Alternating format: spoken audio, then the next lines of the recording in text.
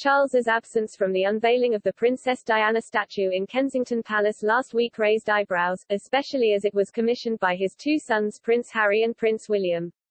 The Prince of Wales is believed to have stayed in Scotland for the duration of Harry's UK visit, too, even though the occasion was picked to be a reunion for the estranged family.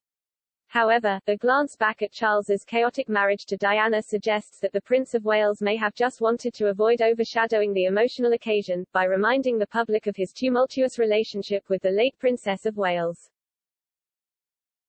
As Charles is said to have gained more authority behind palace walls after Prince Philip's death, and as he continues preparing to take the throne himself, it's also unlikely he would have wanted to return to the scandals which were scattered throughout his first marriage. One of the most memorable bombshells which hit the headlines as his relationship with Diana was falling apart was dubbed Camilla Gate.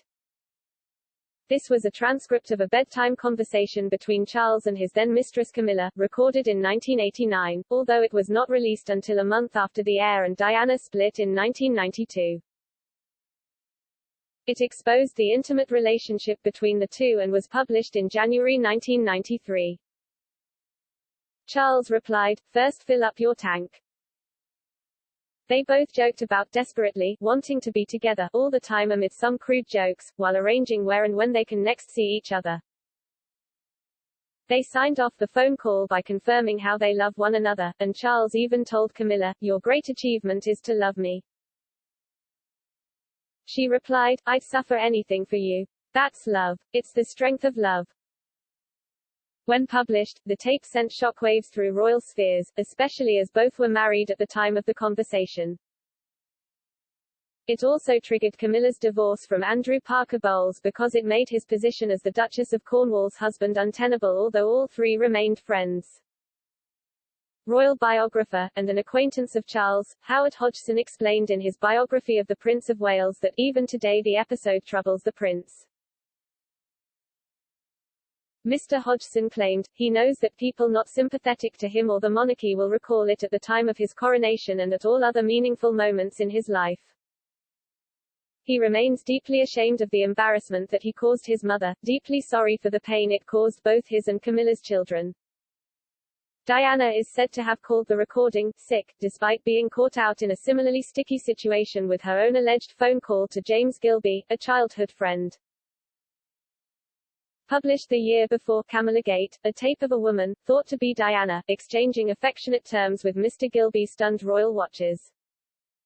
He repeatedly called the Princess of Wales Squidgy and Squidge during the phone call, meaning the phone call was soon dubbed Squidgy Gate. The conversation was recorded on New Year's Eve in 1989, and the pair can be heard planning to meet.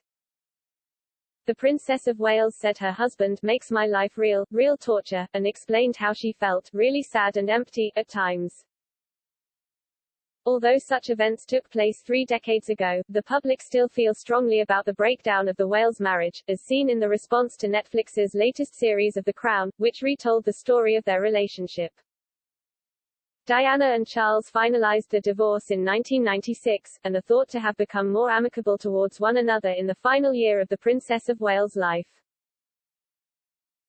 The Prince of Wales maintained his relationship with Camilla and gradually integrated her into his public life.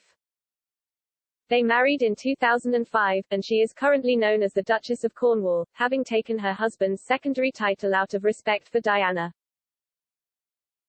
The palace has since claimed Camilla will only be known as Charles's princess consort, rather than queen consort, when he takes to the throne, as she is his second wife. However, this is a hotly contested claim, and many speculate the Prince of Wales will attempt to grant Camilla the more senior title of queen consort. Charles, The Man Who Will Be King, by Howard Hodgson was published in 2007 by John Blake Publishing and is available here.